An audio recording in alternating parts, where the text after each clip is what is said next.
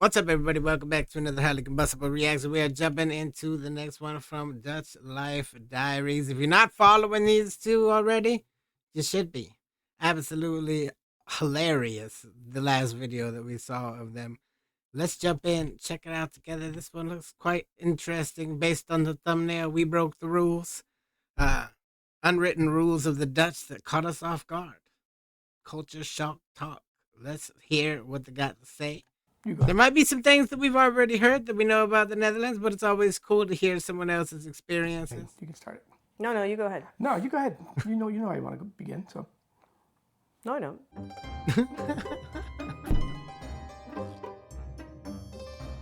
We're here today to do another one of our culture shock videos. This one is the unwritten rules of Dutch society. Little etiquette things that we have learned over a period of 2.5 years that we've been here. After seeing all these people and all of their things to cut them, I feel like I'm gonna be ready for anything. Stumbled into them more Stumbled like. into, and you know what? The hard way. We still are not really fully aware. Like we'll remind ourselves as we come upon these situations that nope, the Dutch don't do that, or the Dutch do this or that. One thing that we found out was, so we like the 4 seats configuration in On the trains. On the trains. And there's actually a routine that you're supposed to do. But if you do go sit in the 4-seat configuration and you're one person, the way they do it is the first person goes to the window, the second person goes diagonal to them on the aisle so that they both have leg room. And then the next person joining takes the opposite window seat, and the next person joining takes the opposite aisle seat. So you have to do the diagonal. It's So like an that X, was something huh? I didn't know. This is new to me because I wasn't aware of this etiquette. It's the same thing as men in urinals. If you go in the bathroom and there's 4 urinals, you always pick one that's at least a space away from someone else, unless they're absolutely full. There's different kinds of things that you got to do in different kinds of places. I could see it kind of makes sense. I don't want to crowd you anyway. That seems like some common sense courtesy that, hey, if I'm sitting over there, you can sit a seat away. You ain't got to sit right next to me. You ain't got to, block my room.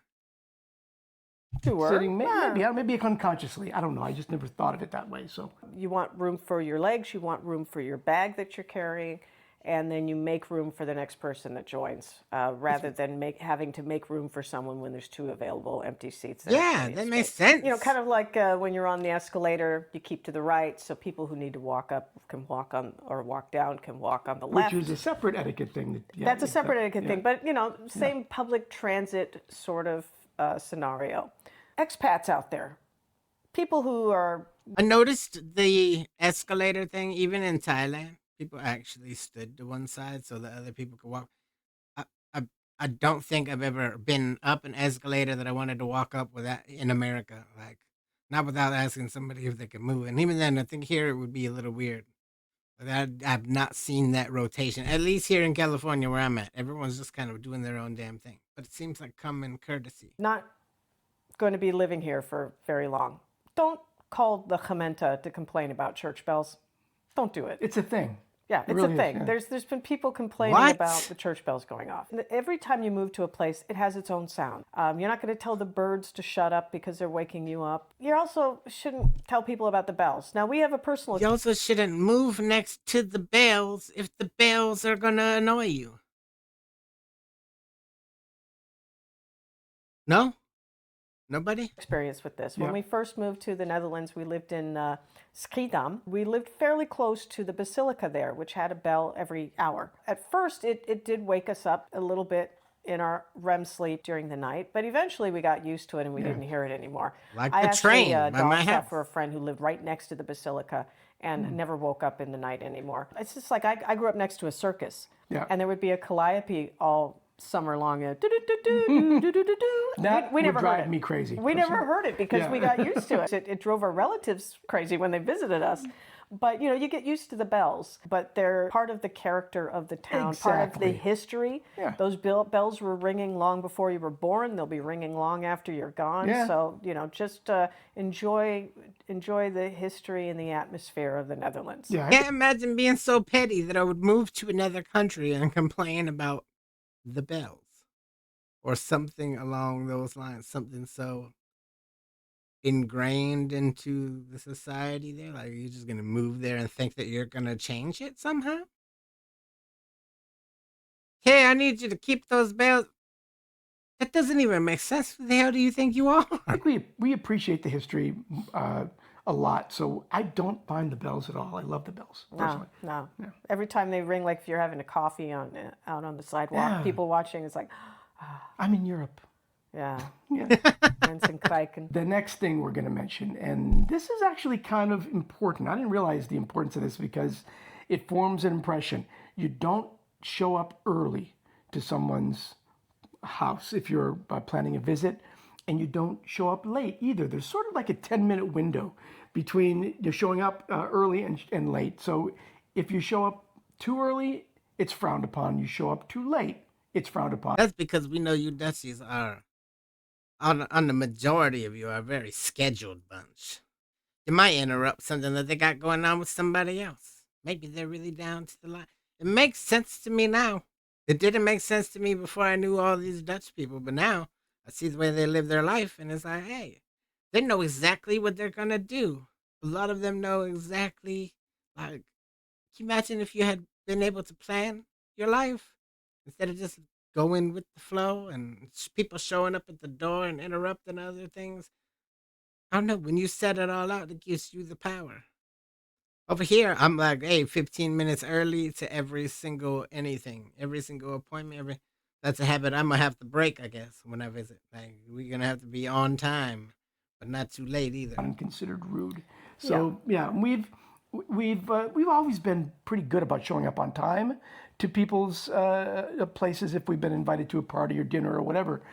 But it's again goes along with the Dutch mindset of not wasting people's time, showing consideration, not being rude, and And also giving them time to set up. Yeah. So if you show up 15, 20 minutes early, that's when they're still putting everything together for their guests. Yeah, it reflects how regimented they are. They're very disciplined as far as scheduling their time. So you've got to respect that. That's all. And they are very good hosts.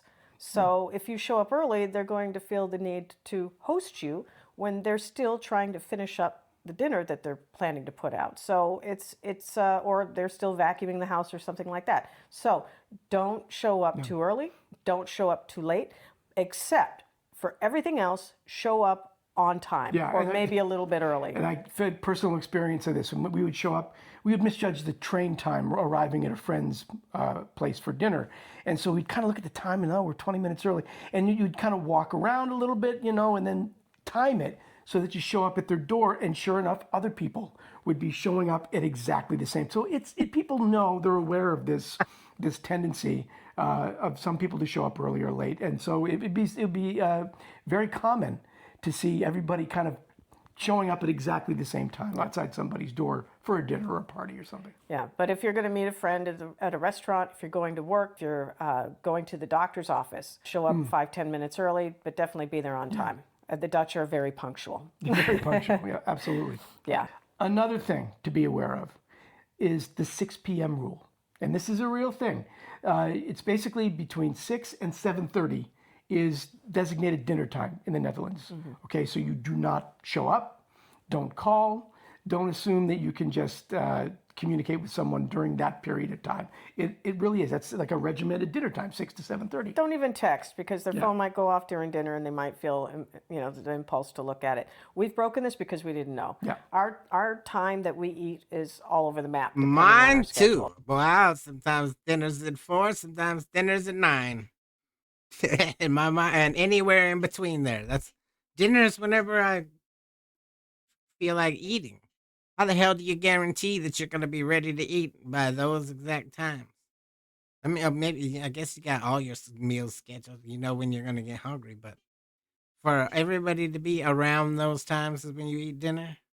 Maybe that's why y'all are healthier. Maybe that's why the Dutch are healthier people because they got their digestion right. Like he works on-off schedule, so Or shifts, different shifts. So I got that night eating syndrome. But we were not aware that the Dutch life is somewhat regimented. Yeah. Between 5 and 5:30, shops close. People get off work, who work regular hours, and they come home and they start making dinner or eating dinner 6 to 7:30, and so it's not polite to, go visit a neighbor during that time. But also, if you're at a friend's house around 5:30, don't be offended if you're not invited Yeah. to stay for dinner, because the Dutch will make. I would never expect to stay for dinner. Even here. But you can don't come up to my house and expect to stay for dinner. This seems like a damn courtesy thing. I have my dinners planned out. I know exactly how much I need to cook. If somebody else stays, everyone gets less, and so that person can eat. People might be leaving your table hungry. You make a plan. You already got a plan for dinner. I can never just say popping by. Like, I've been at someone's house all evening, and then they say, "Oh, we've got enough. If you would like to stay," that's different. But like to just show up and be like, "Hey, I'm here for dinner." No, just hey, it's dinner time. Oh, I'm gonna pop around there. I know they're eating. Maybe I can. It seems so like skeezy. Now, we make a lot of food. Americans tend to cook more for leftovers the next day.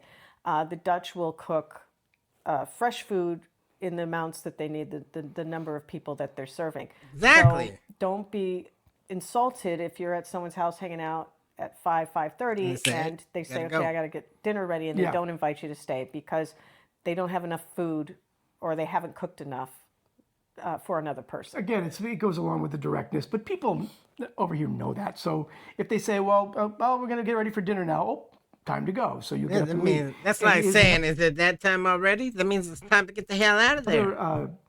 Another confirmation of this is I happen to be walking outside our apartment area here, and all the smells would fill the air at around 5:30, 5:45 or so.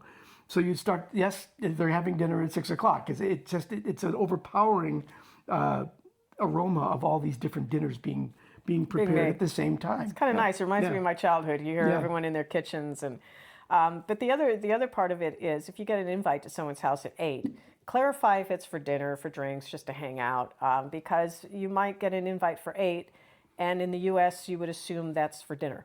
Yeah. It might not be. So you might show up at 8 having not eaten, ready for a big meal, and not be served, you might be served coffee and a kukje. So we found this one out from our viewers. We had spoken in another one of our videos, Dutch Mindsets, about this one, and we had made a faux pas and didn't realize it. The viewers pointed it out kindly, and that was that we had gone to someone's house for dinner. They had announced that the dinner was over, and we had many people say, "Oh, that's rude. They're supposed to give you coffee first, and then that's the end of dinner." Yeah.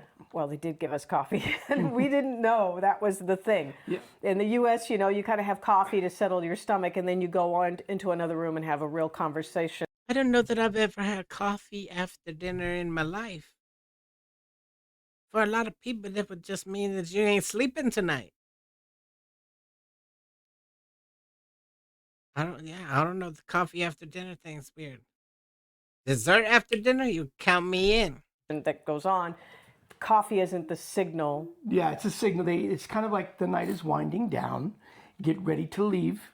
Coffee is sort of like the precursor to that, to start gathering your things and get ready. The party's over, kind of a message. So that's your signal. Yeah. If they give you coffee after dinner, then that's your cue that after you finish your coffee, you say goodnight. Yeah. And we made that mistake. Yeah, we did. Unless they outwardly come out and say, "Would you like another drink?" or they make it known that the night is going to be extended. We were actually ignorant of this to the point where we were actually told, "Okay, party's over, time to go." So and then we kind of looked at each other like, "That was rude." Well, no, it wasn't. It's not. So the next thing we're going to talk about is Tikkie culture. So Tikkie Send me is a an Tikkie. app here. It's kind of like I hear that a lot in the United Discord. I'll States, send you a which Tikkie. allows you to send a bill to a friend or split that pizza. You owe me 10. They use the Tikkie a lot here because the term going Dutch, which means everyone kicks in for their share. Yeah, we grew up with that term, actually. Yeah. Here it's definitely much more pronounced. In the U.S., sometimes there's confusion about the etiquette. Someone invites you to dinner. you're like, well, if they invited me, does that mean they're picking up the check? And often in the US, they are. Someone might say, let's go grab a coffee. And then they might just go ahead and, no, just put it on my card. In the Netherlands, don't be surprised if a friend invites you for a coffee and then afterwards you get a tikkie for $2.50. Here, they split it more because, again, that's protecting the equality of the relationship. A friend will let you know if they can afford to pick up the check. They'll say, this is on me or whatever, and you just say, oh, thanks. But often it's not done because of it becomes hierarchical all of a sudden. I'm holding something over you because I picked up the check. Now you owe me. Or now I have a little more influence in the relationship because, hey, I paid for that big dinner. You know what I mean? So it's more about protecting that equality and, again, the frugalness too of this is what I can afford, so this is what I'm willing to pay for my meal, and I don't want any surprises. Yeah, we may think that this is something that doesn't happen a lot, but it does. People will assume, we know people like this, that will assume if I'm invited for dinner, then I don't have to pay it. It's being picked up. That's 100% an assumption. It's definitely a different attitude and a different culture as far as that goes. Everybody seems to know, okay, I'm going to get my portion billed to me through Tikkie. So, yeah. I like it too because, like Mark and I think it's genius. We've always had to watch every penny. And sometimes in New York, we'd go out with friends. And the thing there was to split the bill down in equal portions based on who was there. And we would be watching, we'd have water instead of a drink or things like that to try to keep our bill down. And then one of our friends would get a bottle of wine or something like that. True. And then say, hey, should we split it? And then we end up paying for a portion of their wine. And we're like, we didn't plan on that. So for us, we really like the Tikkie culture here because it does help us to budget and plan. The next one we're going to talk about is capsones. It goes along with the Dutch modesty, really, and it's don't brag. A lot of people in other cultures can like to brag about things that they're going through in life, or if they're doing well financially. The Dutch don't do that. So unless you get a good deal. If you get a good deal, the Dutch like to save money where they can. Yep. They're very you can't hate them. Have you seen their economy lately? With being frugal. And I love this one because in the U.S. it's the opposite. You're trying to do better than your neighbors, than your friends. So that's certainly what it's turned into. A car than them, or at least the same quality of car, or a better house, or a better vacation. Many people think this. Not everybody. Yeah, a lot of people. The United States is not a monolith, but it's kind of the way that culture kind of pushes you. Is that you have to be self-made, and by being self-made, you have to climb this corporate ladder, or this capitalist ladder. And over here, it's much more about we're all on the equal level, and so, do normal. Here, getting a good bargain is something that everybody wants. And so it's not about classism. It's about celebrating frugality, of being smart with your money. And it's also, keeping that egalitarianism here, that we are all equal. We're not fighting with each other for status. Don't get us wrong, though. If you get a promotion at your job, you get a new house, celebrate. They do celebrate. Yes. They will have housewarmings. Yeah, they do have housewarmings. People will say gefeliciteerd. So they do love to celebrate those moments in your life, but not lord them over each other. Yeah, matter of fact, getting a raise is actually, that's when you do celebrate. If you get a raise or if you get a promotion, my previous job, they'd break out the cake. The cake would come out and they would celebrate this person's promotion. So it's a celebration, not rights to brag, about getting that promotion. The next thing we're going to talk about is criticisms and how they're given in the U.S. versus the Netherlands. In the U.S., we like to beat around the bush. In the U.S., they tend to sugarcoat everything. Their criticisms, based on what the situation is. The criticism sandwich. This criticism sandwich. So if you were say you're at work and your boss says, you did a good job, but I think you should talk this way to the client next time. They have to kind of put that buffer in there. I think the idea is not to hurt your feelings. Yeah, so they... over here, we're all about feelings. Don't hurt people's feelings. Hurting their feelings is like damn near giving them a physical altercation. It's just wild to me. They start with a compliment. Yeah. They go to the criticism, and then they end with another compliment. Yeah, so the sandwich, hence the sandwich. In the Dutch, it goes along with their straightforwardness and the Dutch directness, and they'll just say, you should talk this way to the client next time. And it's not said in a mean way, but it is just, it's a not matter of wasting fact. time, basically. Yeah, get to the point. Yeah. And, and it works because, like, the criticism sandwich doesn't really work anyways. Every time my boss would compliment me, I was waiting for the other shoe to drop, going, but... Yeah. No, but I'm just complimenting you. It's like, oh, okay. There's always a assume that there's a somewhere but. in the back You're of your waiting, mind. even when there's no but. You're Yeah. waiting for the but. So it doesn't really work. It's just a trigger to be suddenly stiffen up. But Yeah, and again, it's not a bad. Over here, it's not done in a mean way, but they will just the Dutch are very efficient. They're not going to waste time, and they're going to tell you, yeah, you shouldn't say that, or you should say this next time, and then conversation over. Let's have our coffee and then get back to work. And a difference from the U.S. is that you can. I think it's way better when people are just honest and upfront with you. Feelings be damned. If it hurts your feelings that much, get some help. Nothing that somebody says that, hey, take it as constructive criticism. Even if it's a little harsh. There's no need to have hard feelings about it. Over here, it's just everything is feelings. Your feelings are everything. We don't want to hurt you. We don't want to break you. We don't want to hurt your feelings. Cause you some sort of anguish. It's a wildly different place. You can criticize your boss. You can tell your boss if you have a problem. Management is more, they manage things. There's not as much of a hierarchy here that, they control every aspect of your life while you're at work and sometimes after. Yeah. Here, you can criticize your boss or give him your criticism, rather, because that helps with polderen, which is compromise. You come to an understanding of each other, a better understanding where you can work together better if you both are open and honest with each other. Yeah, and I'm not used to that. It's kind of drilled into me from moving over here, so wouldn't even think about criticizing my boss. I've had a couple jobs since I've been here, and I don't do that. It's not that you can't. It's just it's drilled into the Dutch from a young age. You can it's being direct, being honest, and you can go ahead and do that. So, Yeah, I mean, I would. Over here, we'd be worried about getting fired. Jobs where I've had to call my boss, even though I'm spending 8 hours a day side by side with him. I had to call him Mr. So-and-so. I couldn't call them by their first name. Here you can call anyone by their first name. So it's a much more casual, again, egalitarian way of doing things over here.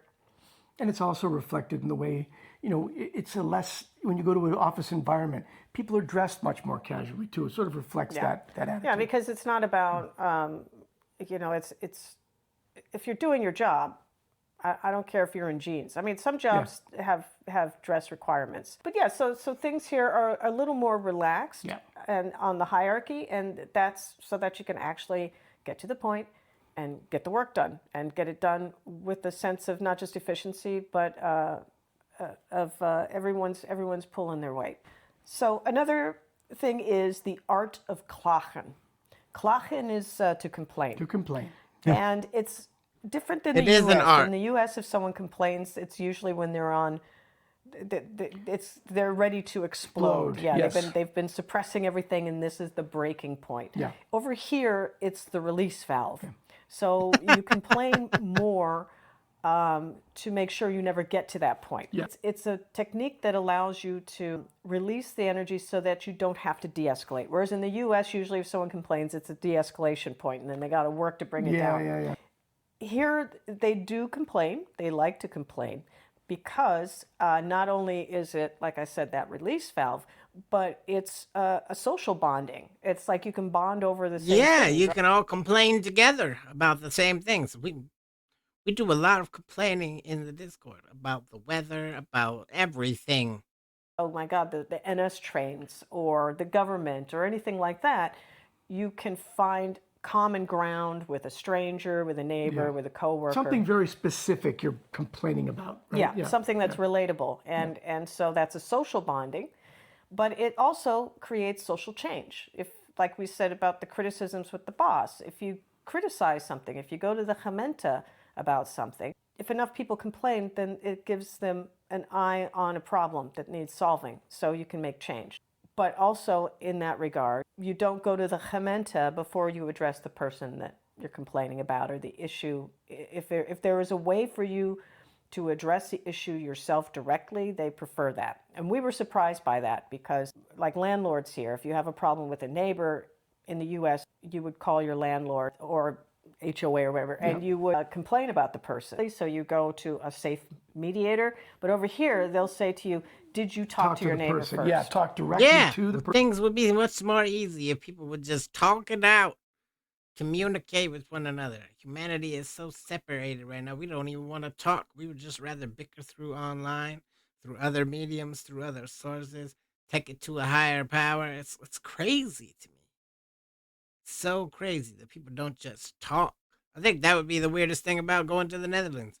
Seeing that there's actually people in the roads, actually people hanging out, actually people talking to one another, getting out, living life, walking around. Over here, everyone's caught up in their houses unless you're exercising to lose weight. Person who you're complaining about. Yeah. Because here it's all about open conversation. Did you address it with them so that they could be heard, so that they had an opportunity to fix it before you come to us? But another thing about klagen is that it's not therapy. If you become that person who complains all the time, and some people love klagen, that's their pastime. We know them. You run the risk of having people shut their ears Getting to you. the reputation. Oh, we know them too. So then you're not social bonding. You're not getting social change. You're not just venting. You're actually bringing down people's sense of gezelligheid. That's not being a good neighbor, friend, coworker. You don't want to get either. a reputation of being someone that complains all the time either. So So that also leads into gedogen. Gedogen is to tolerate, and the Dutch are known as being a very tolerant society.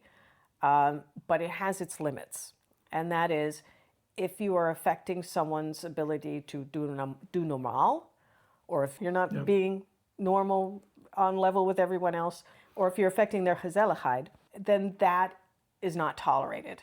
As an example, if a child is being a child, okay, say the child is being loud and I don't know, misbehaving. You take it as a child being a child. You don't complain about it, and you tolerate it. So you let that go. And kids have bad days. Yeah. They see kids are allowed to, life for them right now is a science experiment. They're much more tolerant of kids being free to be kids here. So, but yeah. So there's a limit to that. So if it goes outside the norm and it interferes with your we mentioned it, gezelligheid, then you're going to say something if it goes on too long or if it becomes too annoying. Yeah, as anybody would. Or if it's something that the parent can control. Like if a child starts crying, a child's being a child. They're having a bad day or a bad moment. But if a child's playing a video game super loud in the silent car and the parent has the ability to give the kid headphones or to have them, mute it, and they are not, you're affecting the gezelligheid for everyone else, and they will be intolerant of that. Right. But that's also part of the unwritten rules is if you're going to have a party, let your neighbors know. They're much more gedogen. I'm saying even some of our Discordies had got messages from neighbors when they were going to be a little loud at night. I think that is the appropriate thing. Even now, I would do that. I would walk across the street and tell them, hey, we're going to have some people over. We did it with my brother's wedding when we had it at the house. It makes sense to inform your neighbors. That way they expect to see some movement. They expect to hear some things. You let them know, hey, this is what is going to happen between this hour and this hour. Like, common courtesies. A lot of the Dutch live by some common courtesies.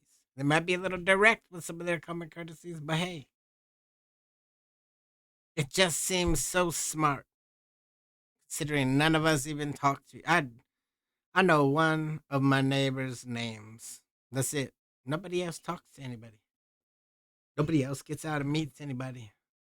I live in a neighborhood of hundreds of houses, and I know one neighbor by name. Two neighbors by name. Two.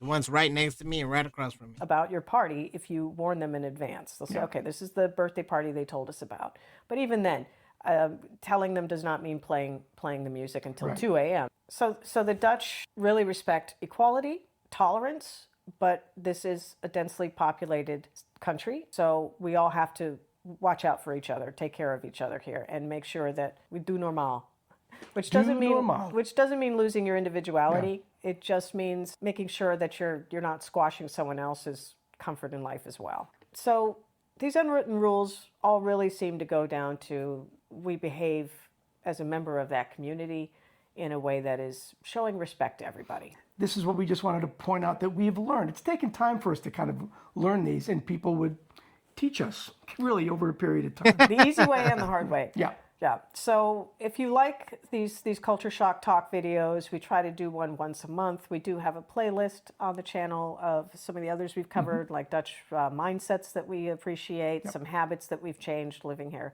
And we just really appreciate that you've watched another one with us. But do let us know in the comments what we've gotten wrong, because we're not asserting authority here. Right. If we're we're missing, still learning. If we're missing some items too that we mentioned here that you'd like to point out some more to us, we love that. So please let us know. Yeah. Thanks so much, guys, and have a wonderful day. Have a great day. Dewey. Yeah, Dewey. Hey, there you have it, ladies and gentlemen. Get over right now. The link's inside the description. Go show Dutch Life Diaries all the love of the world for smashing the like button. I enjoy these types of videos. I soak up all of their knowledge like a sponge so that I'm 100% ready when I finally get myself up there. Like, I don't know. We've learned so much. There's so many things that I would have fallen flat on my face. It's nice to learn about a place. Sometimes you don't learn, and unless it's the hard way after you get there.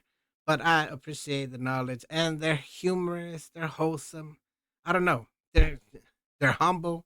Get over, show them all the love of the world. Links down there. I appreciate the request. Hit the like button if you liked it. The dislike button, but it won't believe you. Tell the next one about the combustible. You guys be happy, healthy, safe. I love you to the moon and back. Peace.